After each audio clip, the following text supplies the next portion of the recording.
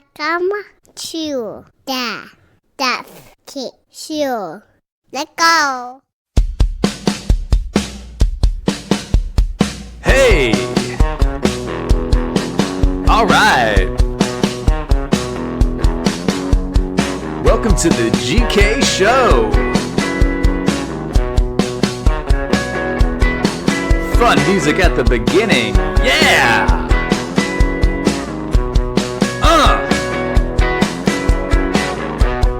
Hope you're having a good day. Let's start the pod.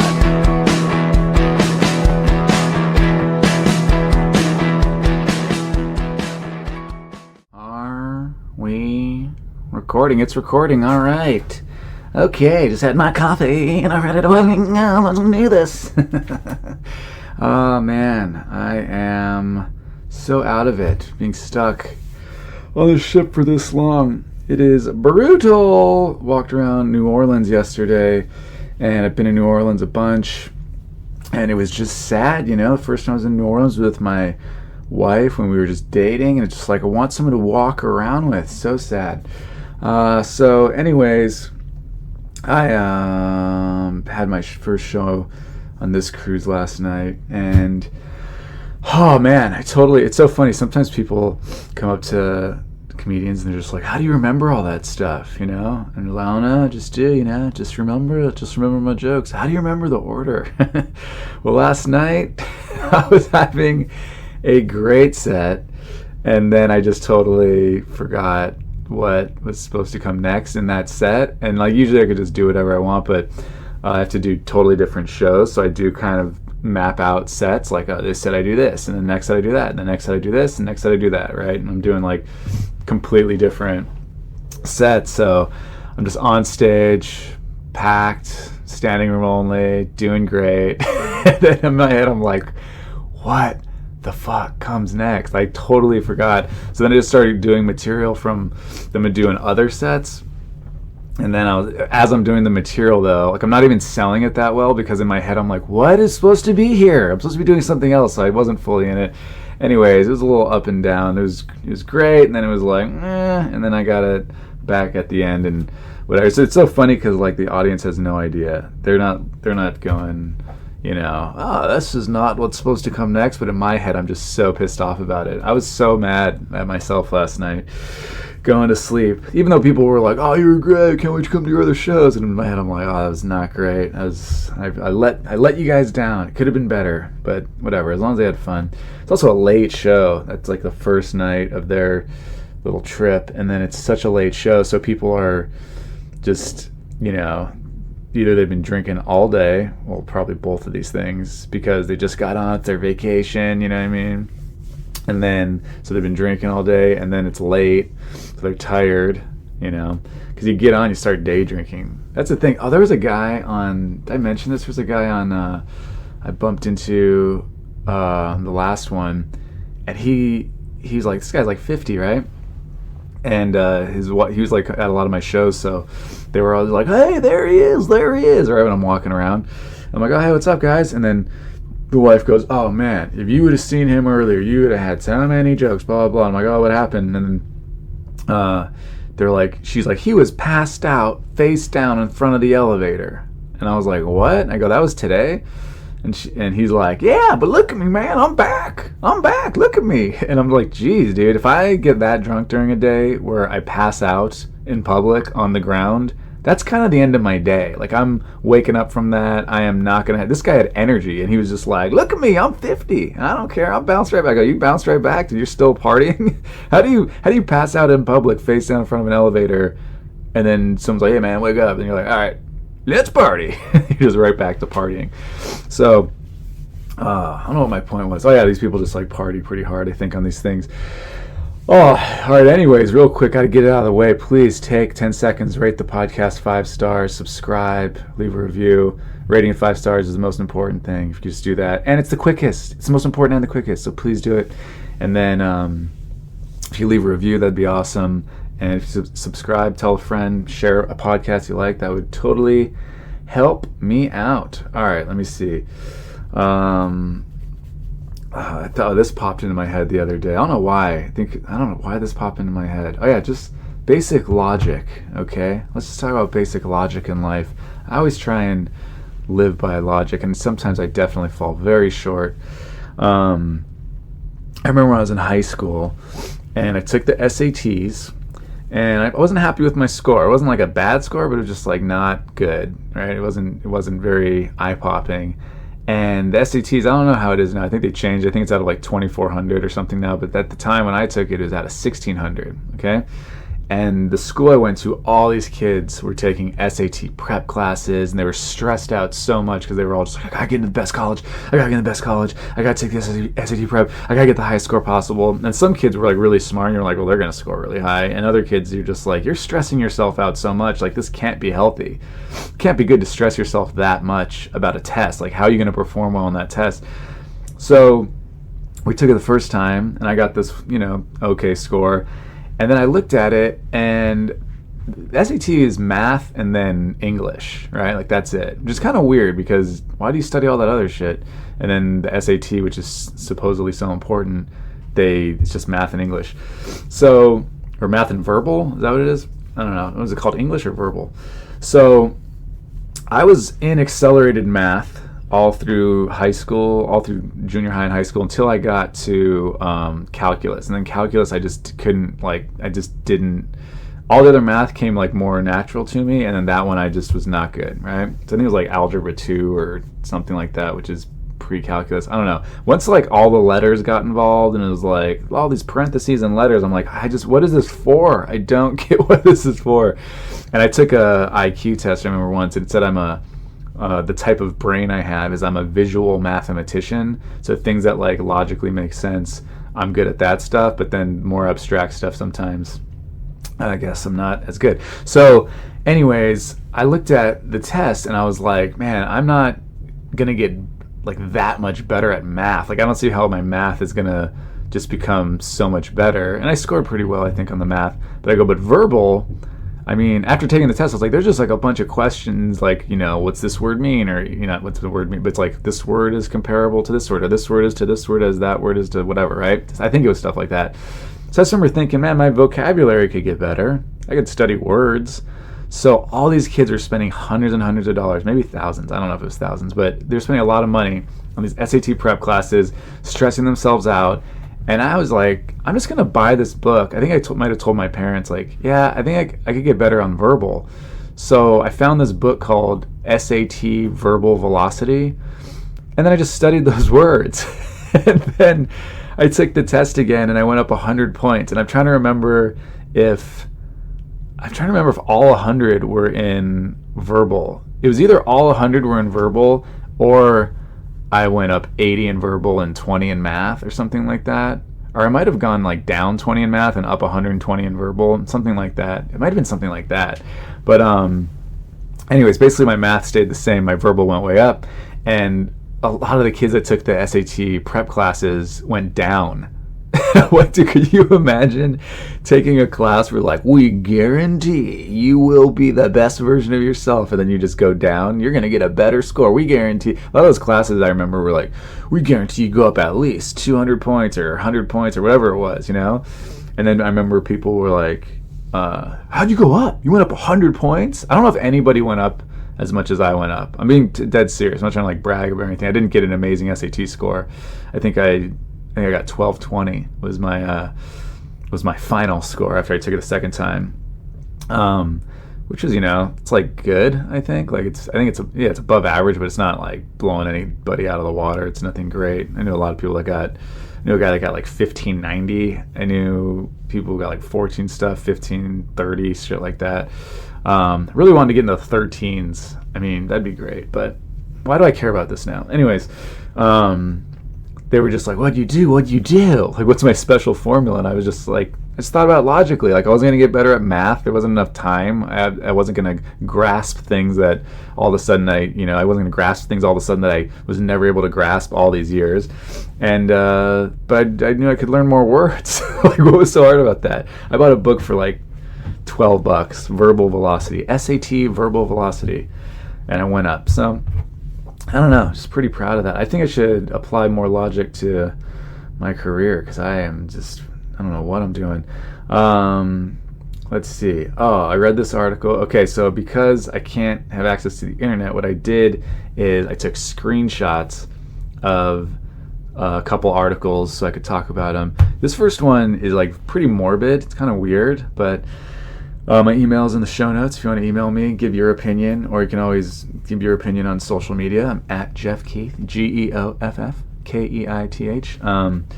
So this is like basically there's certain states where you're allowed to have assisted suicide, I guess, which is, I'm not going to try and talk about death too much, but I guess I will in this article. But it's just like, it's such a weird thing, because everybody has different opinions on it.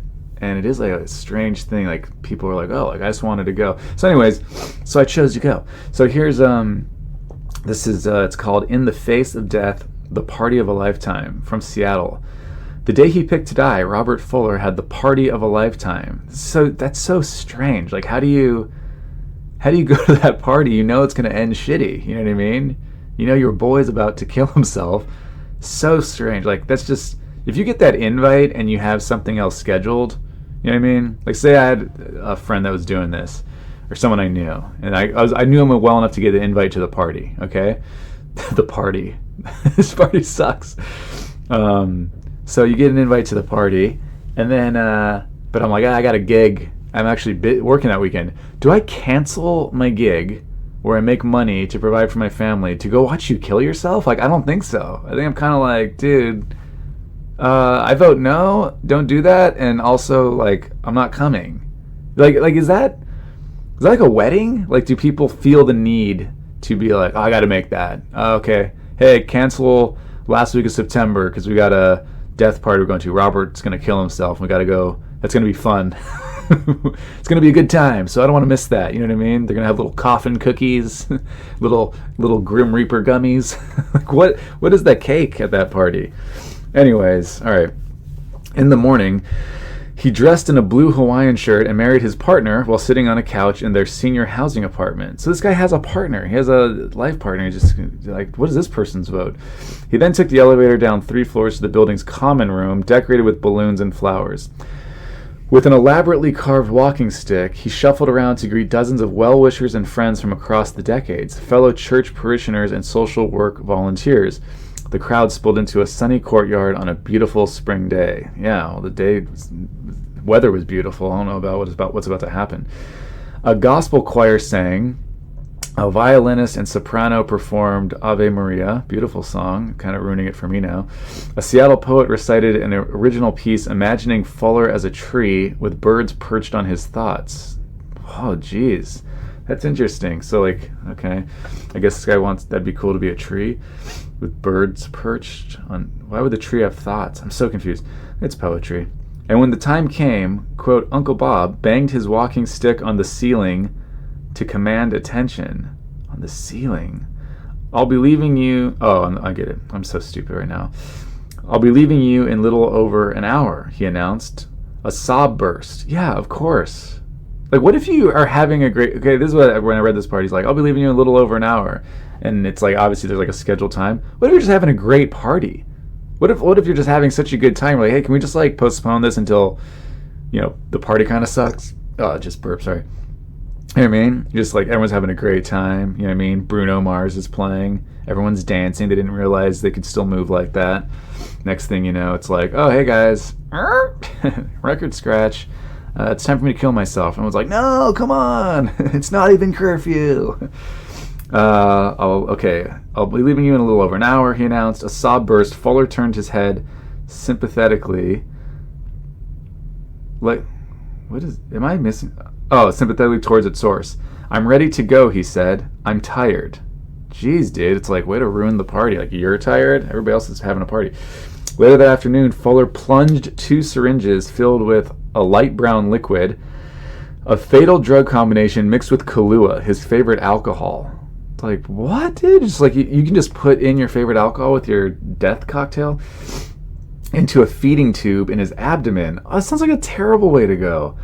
He was one of about 1,200 people who have used Washington's death Sorry. He is one of about 1,200 people who have used Washington's Death with Dignity Act to end their lives in the decades since it became law. So, okay, Washington's one of the states. As such laws grow more popular, they have taken or will take effect in Hawaii, New Jersey, and Maine this year, making it 9 states where, quote, aid in dying is allowed. More people who are suffering and terminally ill have the option of hastening their death. See, I get that. Like, if you're super terminally ill and you're in a lot of pain, that's one thing. But I feel like that's like you're at the hospital, you're in a tremendous amount of pain, it's not going to go away, it's only going to get worse, and you want to kind of pull the plug. You know what I mean? I feel like that's a thing. But this guy doesn't sound like he was in any chronic pain. He just sounds like he was over life. Watch where this article goes. Those who do cite a variety of reasons: fear of losing their autonomy or dignity, becoming a burden to loved ones, becoming unable to enjoy life. But they are united in a desire to take control of their own ends. Okay. The Associated Press documented one man's story in the days surrounding his death, spending time with him and those around him. In an interview the day before he died, Fuller said he wanted to demonstrate for people around the country how such laws work. This is such a weird thing because, okay, my opinion right here, I'm just going to inject my opinion. This guy's doing something that he wants to do, okay, which, whatever, teach their own, I guess. I mean, I don't know how I feel about this law, but he wants to do it, okay? And then he pretends he's doing it to demonstrate for people around the country how such laws work. It's like, dude, you just want attention. I don't care what anyone says. I feel like you just want attention. It's like the people who do charity work and they take a bunch of pictures of it. It's like, yeah, you're doing good stuff, but like, leave out the fucking... I don't even know if that's a good example, but you know what I mean? Like, sometimes people just pretend like, yeah, I'm just doing this for, for everybody else. It's like, it sounds like you want to kill yourself because, you know what I mean? You could do a lot of things for other people and they don't all end with you dying. So, I don't know. Whatever. For him, the decision to end his life at 75 was, if not easy, never in doubt. I don't even understand that. Don't you think that has to be kind of easy if it's never in doubt? You know what I mean? Like when I have one tattoo. It's for my grandpa. I got it after he passed away, and I never thought I'd get a tattoo. And now I kind of want more tattoos. I kind of want tattoos for... I've been toying with the idea of my wife and my kids' names in like the shape of a heart or something. I don't know. I don't know if I want like a cooler design, but I want like something simple if I get it. But anyways, I got a tattoo for my grandpa, and I never thought I'd be a tattoo guy. So I thought of what I wanted, and then I made sure that that's exactly what I wanted and where I wanted it for a full year. And then I was like, and obviously things change every 5 years, every whatever. I feel like I'm a totally different person, so I'm sure in 20 years I might be like have a totally different take on it. But the point is, I didn't just go, I want to get a tattoo, I'm gonna go get a tattoo today. Oh yeah, and I'll go in and then I'll schedule it and I'll go get it later this week. Like, I didn't do that. I actually thought about it. Anyways, my point is, by the time I got my tattoo, it was never in doubt, so it was an easy decision. So what does that mean? If not easy, never in doubt? Never in doubt means it is easy. It's like, hey man, do you want to eat pizza right now, or do you want to have a salad? And you're like, I haven't had pizza in 2 months. I want pizza for sure. It's never in doubt. You're not like, oh, this is a tough one, do I have pizza? Do I have salad? You're like, no, it's never in doubt. I feel like I'm giving the worst, like the weakest analogies right now, but this is what happens when I just, when I just come up with it, All right. A long relationship with death. Death did not frighten Bob Fuller. It had been with him since he was young. All right, listen to this shit. He grew up in Hooksett, New Hampshire, the second of 4 children. His father was a furniture maker, his mother a homemaker. He described their relationship as loveless and unhappy, but he was close with his grandmothers who would frequently sit with them. When he was 8, he said, his father's mother, severely depressed, drowned herself in the Merrimack River after leaving her glasses and slippers on the shore. He recalled seeing her body in the water, a trauma that began his long, matter-of-fact relationship with death. Okay, that didn't happen to me when I was 8, so I'm pretty sure that had a lot to do with this guy thinking, oh, someday I'm just probably going to kill myself the way my grandma, who I was really close to, the way she did. By the way, how do you drown yourself in a river? Did she have to tie something really heavy to our feet? Like, I don't know how I would drown myself. You can't hold your own head underwater, right? Isn't there something where it's like a reflex and you can't do that? It's like you can't choke yourself. You can't choke yourself to death either, right? I don't know. All right, the next story is a lot different. It's about ballet, so calm down. He called it his, quote, default setting. If life gets painful, you go to the Merrimack River. Okay. Fuller's friends described him as playful, wise, witty, and vibrant, a wonderful singer, and the type of person who collected friends everywhere. He sponsored people in recovery from drug and alcohol addiction after quitting drinking in 1983. In retirement, he ran a voucher program now named for him through the LGBTQ support organization Peer Seattle that provided music and theater tickets to those who couldn't afford them. As a former nurse, he was like an unofficial assistant manager at his building, helping residents change bandages or picking them up when they fell in their kitchens. But his old default setting persisted through much of his life, a sort of undercurrent to the way he lived, quote, out loud, as he put it. He tried to kill himself in 1975, he said, when he was drinking too much and despondent after his marriage ended. So it's not like this guy has like mental health issues, you know what I mean? Not everyone is trying to kill themselves. I'm not saying, I'm not trying to pass judgment on people trying to kill themselves, but not everyone's doing that. So this guy has like a history of trying to kill himself. He has a grandmother who he's really close to who killed herself, and he apparently saw her glasses and slippers on the shore. So he's, I don't know. That'll change you. Something will happen in your brain, in your psyche, if you see something like that. He had revealed to his wife he was gay. Fuller had moved to Seattle for nursing school, and he was working as a psychiatric nurse at Harborview Medical Center when he swiped handfuls of narcotics, went to a nearby park, swallowed them, and lay down to die. He called for help when it started raining, he said. He didn't want to die cold and wet. Okay, so that's the thing that I don't get. Like he said, he thought of that as his like default setting. If life got bad, then you can always kill yourself. The thing is, like, life isn't always great. And life can be bad, and then next thing you know, like a year later, 2 years later, 3 years later, it's like you're happier than you've ever been. So, I mean, that's horrible. Like, I would not give that advice to somebody else, you know what I mean? I'm definitely not going to give that advice to my children. Like, oh, if life gets bad, just end it. You know what I mean? If you're not fucking kicking ass 100% of the way through life, just fucking tap out, because there's no way it ever gets better. Like, of course that's the opposite of the truth. In the mid-1980s, Fuller helped care for friends suffering from AIDS and administered a fatal dose of medication to one at the end of his fight, he said. But his own sexual behavior was so risky it verged on suicidal. He contracted AIDS and then lived long enough to benefit from the AIDS drug mixture when it was developed in the mid-1990s, thanks to Magic Johnson. When Magic got AIDS, they were like, let's fucking figure this out. I think I wanted to get AIDS, he said. All my friends were dying. Okay, I mean, I get that could be depressing. Well, your friends are dying. For critics, that sort of fatalism is the key problem with aid and dying laws. Some AIDS patients who chose to end their lives might have lived long enough to benefit from the AIDS drug mixture as Fuller did, said Wesley J. Smith, an author and prominent critic of the laws. Yeah, that's my point too. Like, you don't know. Something great might happen. Like I said, if you're in chronic pain, not going to go away. Every doctor and everybody's like, yeah, this, like, sorry, like, you're probably dead in 2 months and it's just going to be pain the entire time. And it's like, all right, pull the plug. You know what I mean? Like, I get that more than just like, I just want to kill myself. Oh, and I'm doing it for you people. It's like, you don't even know who you are, bro. Like, you're not doing it for me. Beyond that, to allow people to hasten their deaths represents an abandonment, a signal to the terminally ill that their lives are not worth living, he said. Quote, we should be very concerned that we are normalizing suicide in our society, especially at the very time during which practically out of the other side of our mouth we are saying suicide is an epidemic, Smith said. I totally agree with this guy, Wesley J. Smith. I mean, that's totally true, especially because like depression in young people is going way, way up because of social media and stuff like that. So now we're just going to make it like suicide's a normal thing. This is like, actually, I'm very much against this now that I'm reading it.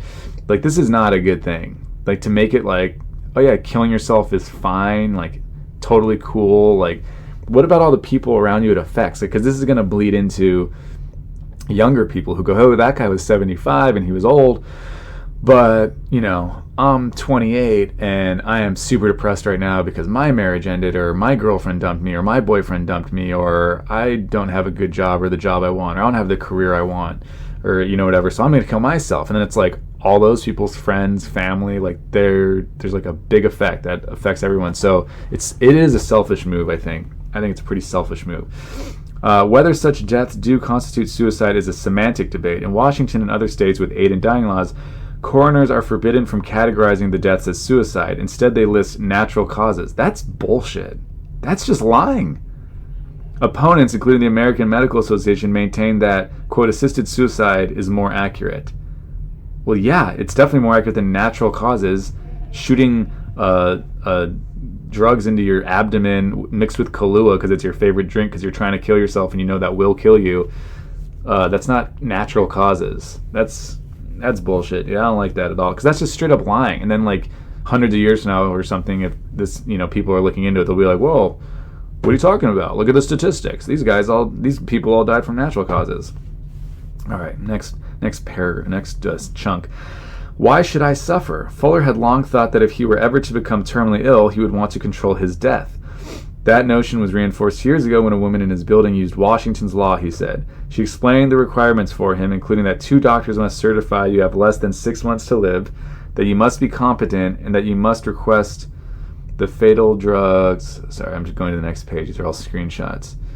And then you must request the fatal drugs twice verbally and once in writing, witnessed by 2 people. That doesn't sound very hard to do if you got a couple fucking buddies. Last summer, he went to the doctor with a sore throat. Oh boy. It turned out to be an aggressive cancer at the base of his tongue. He began a round of chemo but abandoned it, saying it was killing his soul. Instead, earlier this year, he picked a date, May 10th, and began planning. Why should I suffer, he said. I'm totally at peace with this. All right, this is making more sense. In the ensuing months, he put his affairs in order. He went up the Space Needle and took a road trip down the Pacific Coast Highway with his partner and caretaker of the past few years, Reese Baxter. You know what's so funny? I think I didn't read the second half of this article when I first read it. When he went to the top of the Space Needle, I thought, like, why don't you just jump from there, dude? You know what I mean? I've been up top of the Space Needle. That's pretty high up. They got the rotating 360-degree restaurant. That's fun. The cancer was closing his throat, making it difficult to eat, but he had the flan from the Mexican restaurant around the corner one last time. On Facebook, he described his pain, his falling weight, and his final visits with old friends. Isn't Facebook and just social media in general such an interesting thing? It all started as like, this is a way to connect with people at your college. Sweet. And now it's just, fast forward. I am dying. Here's my pain. Here's my falling weight. Here are my final doctor visits. I'm going to kill myself May 10th. Who wants to come to my party? Fuller began returning more often to the Catholic Church he had long attended.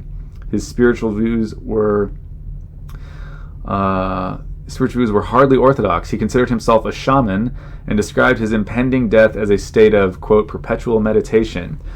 But Seattle's St. Therese Parish was known for accommodating a range of beliefs. Fuller was beloved there, and he craved the community. He had sung in the gospel choir and read scriptures from the lectern during services, sometimes delivering insightful or funny remarks off the cuff, said Kent Stevenson, the choir's director. Stevenson credited the tenacity and clarity of Fuller's choice. Quote, it was hard to even cry because he was so forthcoming, so sober about it, Stevens said. He was just so outrageously unique and such a character. This was completely in keeping with who Bob was. The Roman Catholic Church opposes aid in dying laws, citing the sanctity of life, but Fuller's decision was widely known and accepted among the parishioners. At the service where he received his last communion on May 5th, the Reverend Quentin DuPont brought over a group of white-clad children who were receiving their first communion. They raised their arms and blessed him. Wow, so I don't know. I still think that's like a weird thing to just be in the room while life leaves somebody. You know what I mean? Like that. I've never been in the room when somebody has just died like that, but geez, now I'm just thinking about even my dog dying. When someday I have to put my dog down or something, that'd be the worst. I had to do that a lot. My parents had to take our animals in. It's just such a sad feeling. My mom was in the room. I think was my mom in the room when her dad and mom both died? I can't remember. No, I think she was in the room with my grandma. I don't think she was in there. Now I'm going to start crying on the podcast. I think she might have been in the room. I don't know, but I heard it's just like I remember seeing both my grandparents when they were like close to dying, and everyone knew like the hospice care was there, and they were just like, oh, it's going to be, like any day now type thing.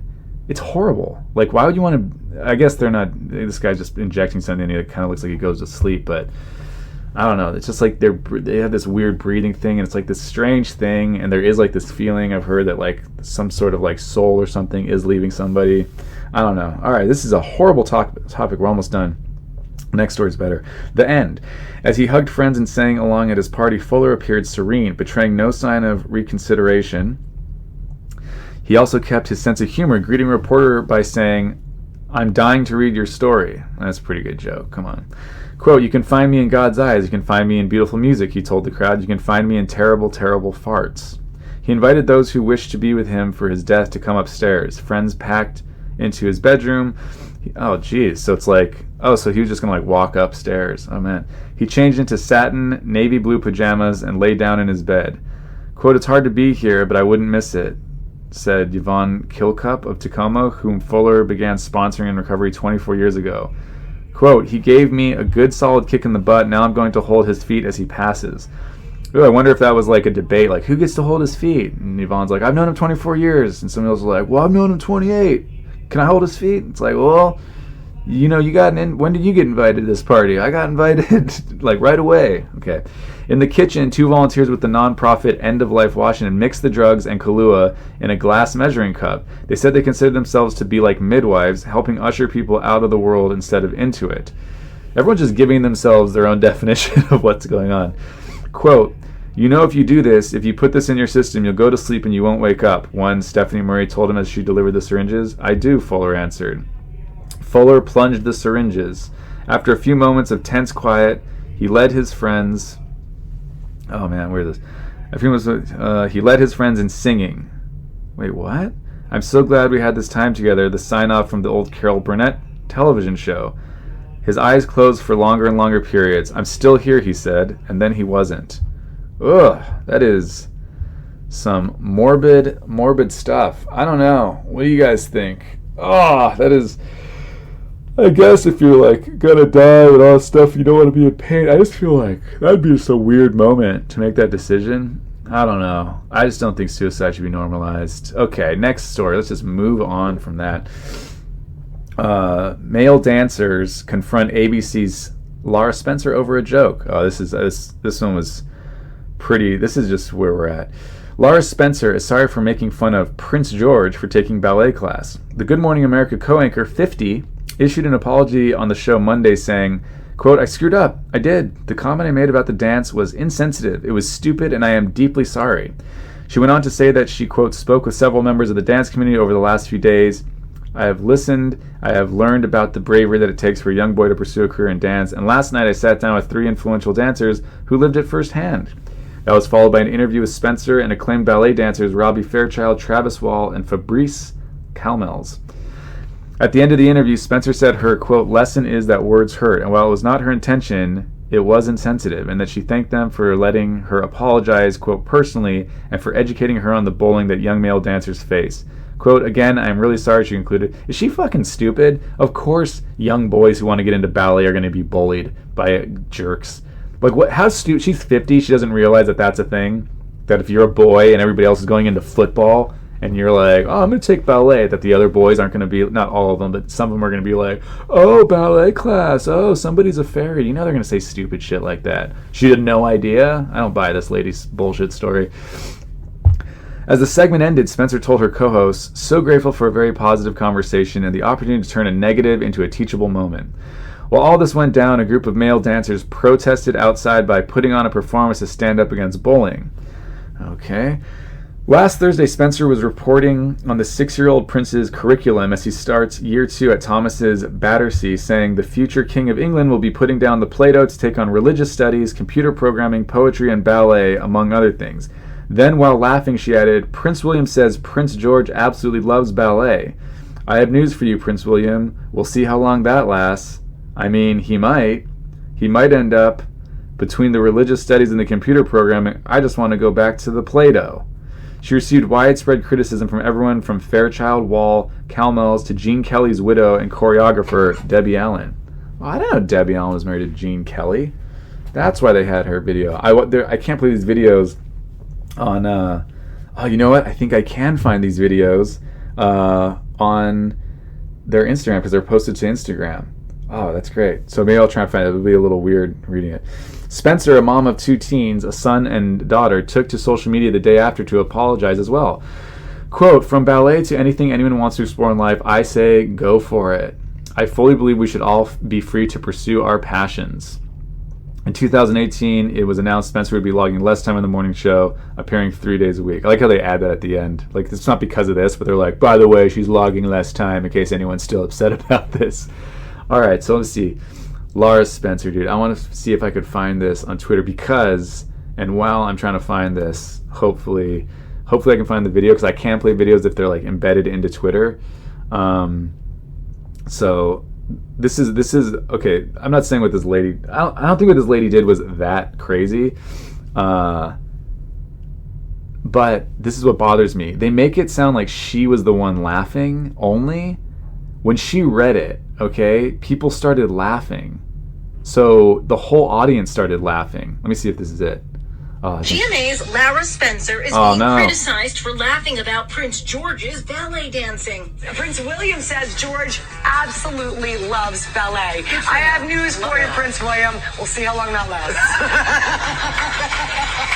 All right, so that was not the whole thing, though. At the very beginning of it, when she mentions the different things, come on, it's got to be somewhere. It's got to be somewhere on Lara Spencer apologizes. Now it's all about her apology. Come on, where's the original video?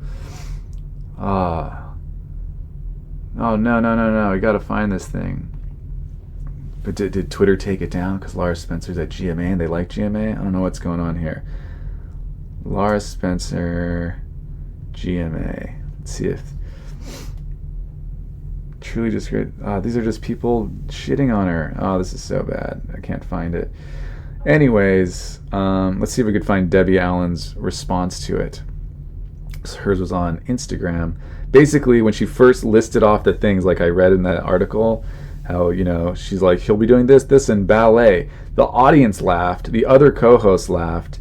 And then that's where she kind of, you could tell she got like the juice to be like, oh, I'm going to like play with this a little bit. Like I can maybe get some laughs off it. All right, here's Debbie Allen's response. Hopefully it just uploads and plays. Hey, Lara, it's Debbie. Lara Spencer, I am sure you did not expect your remarks to set off the firestorm that it has, but it did. Darling, you're not on Saturday Night Live. You're a respected media journalist, and we expect to get our news, information, and ideas from you. So poking fun at the dance world, the ballet, and young boys, this is just not cool. Look at the great contributors to the world and society, men that have studied dance.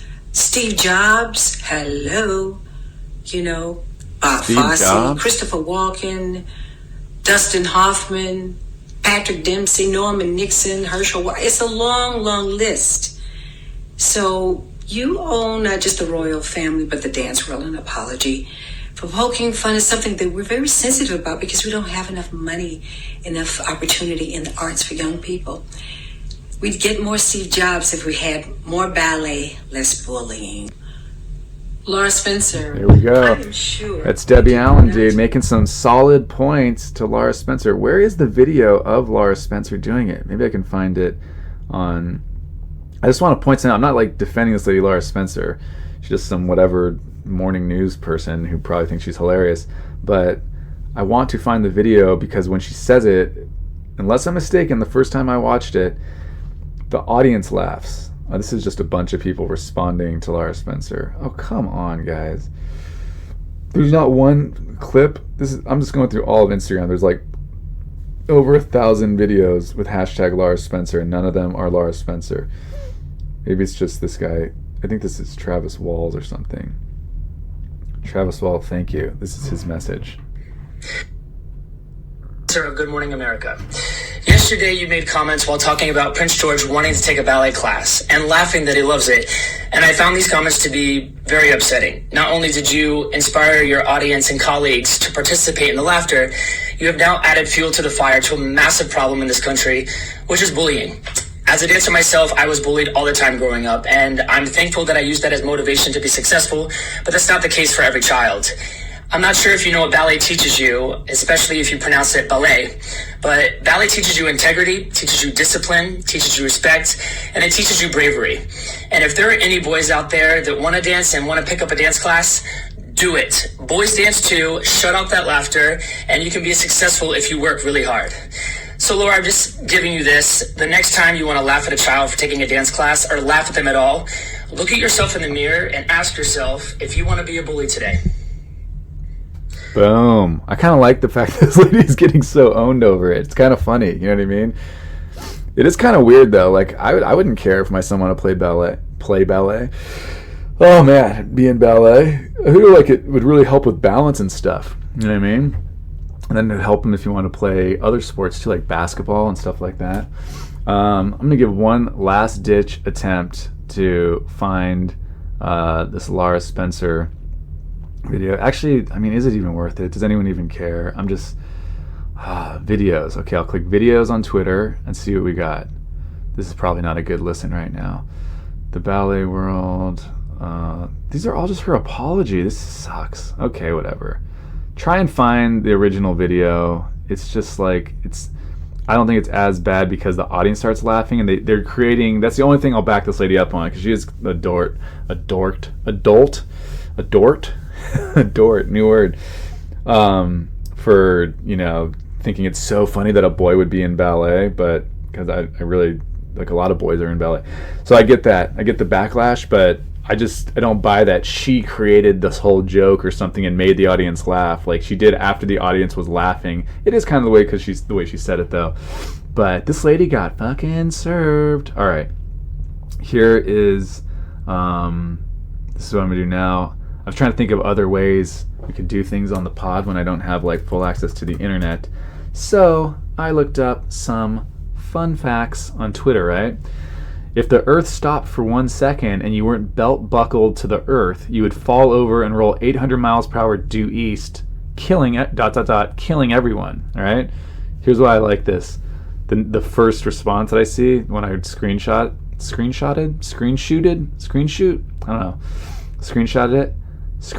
it. This is a lie. 1, our body would disintegrate the instant it rolls at such a speed. 2, people aren't lined up in one direction. I don't think they're saying it would kill everyone because you personally would be flying and just like knocking over everybody like a bunch of dominoes, because everybody would, it's saying everyone would die. It's saying like the earth stopping for 1 second, it would kill everyone. It's not saying, the way it's worded does kind of make you picture that. If the earth stopped for 1 second, you weren't belt buckled to the earth, you would fall over and roll 800 miles per hour due east, killing everyone. It does kind of sound like you're this torpedo that's going through everybody. But I just think it's funny that when you think about it for a second, it's not what they meant by it. But this person's like, this is a lie, because 1, our body would disintegrate the instant it rolls at such a speed, which is the whole point. And then they go, 2, we're not all lined up. Yeah, man. Also, everybody would be going the same direction. So why do you think they're saying one person just goes and just annihilates each person on the planet? That's such a funny response. People who sleep less than 6 hours a night are 4.2 times more likely to catch a cold compared to those who sleep who get more than 7 hours of sleep. Absolutely. I straight up told my wife, I'm like, hey, I'm not getting sleep lately. Like, I need to sleep in because I know I'm going to get sick. If I don't get sleep a couple days in a row, if I get like 4 hours, 2-3 days in a row, I'm getting sick. I'm getting a cold almost like 9 times out of 10. So get your rest, everybody. More than 7 hours, dude. It's hard to get 7 hours. 2 little kids. I'm happy if I get 6, but I'm really happy if I get 7 for sure. Ooh, this is a big one. Once you fall in love, there's no going back to being just friends. I agree with that. You know what I mean? Like, I don't have any sort of... I've been in love. I was in love once before my wife, and not in love with her anymore, obviously. But I don't want to be her friend either. I don't think she wants to be my friend. Not because I dislike her, but it's like, don't care. You know what I mean? Like, you just move on. So I'm pretty sure she probably feels the same way. I have no idea, but there's no like why would you want to be friends? There's girls I've dated who I'm still cool with, but I was never in love with them. So big difference. What do you guys think, huh? Do you think you can go back to being just friends once you were in love? I feel like it's weird. And then you hear these stories about people who are like, oh no, like we stayed friends and blah, blah, blah. And then the person's new husband dies, and then you just end up back with the original person you were in love with. There's still something kind of there. Like, if you know what I mean? Or not necessarily something there, but there's too much history. You know what I mean? Too many feelings involved. All right, this one is so dumb. Research has shown that people are happiest at 7:26 p.m. on Saturday evening. Based on what? Like, I don't even get that. Because research... So, are you asking people? Is it a survey? Because I wouldn't be able to tell you when I'm happiest and then you just like do an average. Oh, this guy said 8 o'clock, this guy said 7 o'clock, and then a bunch of people say that, and then it turns out to be 7:26. You know what I mean? It doesn't really make sense. Like, hey, at what point last night do you think you were happiest? Because no one's saying 7:26 p.m., right? Because everyone would be nuts then. Oh, I believe at 7:26 p.m. I was extremely happy. Thank you for asking. Like, we're not robots. So I just feel like they're either asking people, and people are like, yeah, I'd say around 8 o'clock on Saturday night. Oh, I'd say around 7. I'd say around 9. I'd say around 6. I'd say around 8. I'd say around 7. I'd say around 8. I'd say around 7. I'd say around 7. I'd say around 7. Oh, now we're down to like 7:26 p.m. We do the averages. I like this person responded, I have to remember to see if it's a fact. What does that mean? At 7:26 p.m. you're just going to be waiting to see if like at 7:25 you're like, I'm pretty happy. It clicks over 7:26. Whoa! What a rush of happiness. They were right. All right. This is a good little tip. This one sometimes I got to stick to. Eating your food slowly will help you lose weight. Enjoy your food, reduce stress, and lead to better digestion.